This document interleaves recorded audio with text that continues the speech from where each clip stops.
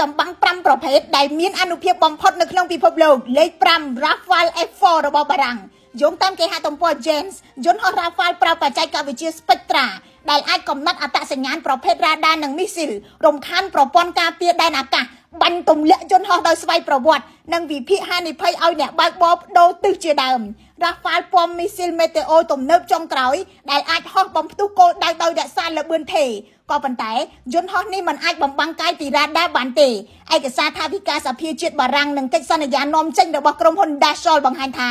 Rafale អាចមានតម្លៃប្រហែលជា90ទៅ120លានដុល្លារក្នុងមួយគ្រឿងលេខ4គឺយន្តហោះ Su-57 Felon របស់រុស្ស៊ីគេហទំព័រ RAND និង UK Defense Intelligence បានកត់សម្គាល់ថាយន្តហោះនេះបត់បែនលឿនរហ័សកិច្ចពីមីស៊ីលសត្រូវបានលឿនចូលគៀកទៅយន្តហោះសត្រូវក៏លឿនដោយស្រមោលហើយអាចប្រើក្បាច់ឆ្កែប្រខំនៅក្នុងល្បឿនទាប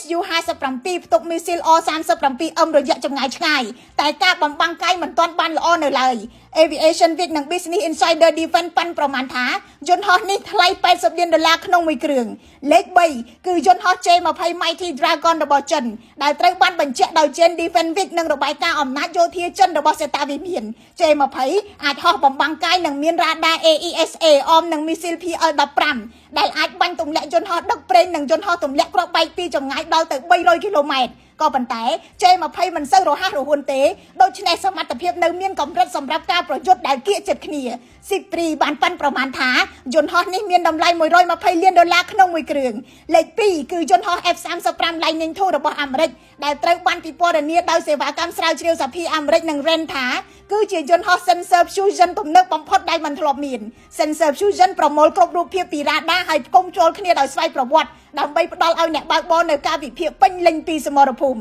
មួយវិញទៀតយន្តហោះនេះមានប្រព័ន្ធ OEDAS ដែលអាចមើលឃើញនឹងតាមដាន360ដឺក្រេដែល Aviation Week សម្គាល់ថាមិនទាន់មានប្រទេសណាអាចធ្វើបានទេក្រុមហ៊ុន Lockheed Martin បង្ហាញថាយន្តហោះនេះមានតម្លៃជាង100លានដុល្លារក៏ប៉ុន្តែបើបញ្ចូលប្រព័ន្ធថែទាំការបង្វឹកអ្នកបើកបរនិង software តម្លៃអាចឡើងទៅដល់300ឬក៏400លានដុល្លារក្នុងមួយគ្រឿងលេខ1គឺ F-22 Raptor ដែលត្រូវបានចាត់ថ្នាក់ដោយសេវាស្រាវជ្រាវសភាអាមេរិកនិង Gen World Air Force ជាយន្តហោះចម្បាំងដែលមានឧត្តមភាពផ្លូវអាកាសកំពូលរបស់ពិភពលោកដែលមិនអាចប្រៀបផ្ទឹមបានដោយយន្តហោះបរទេសណាមួយឡើយវាមានសមត្ថភាពបំបាំងកាយខ្ពស់បំផុតក្នុងលោកអាចហោះបានល្បឿនជាង2000គីឡូម៉ែត្រក្នុង1ម៉ោងដោយមិនចាំបាច់មានជំនួយឥន្ធនៈពិសេសគឺជាបច្ចេកវិទ្យាដែលមិនមានប្រទេសណាអាចធ្វើបានច្បាប់អាមេរិកបានហាមឃាត់ការលក់យន្តហោះនេះដើម្បីរក្សាការសម្ងាត់នៃបច្ចេកវិទ្យាដ៏អស្ចារ្យរបស់វា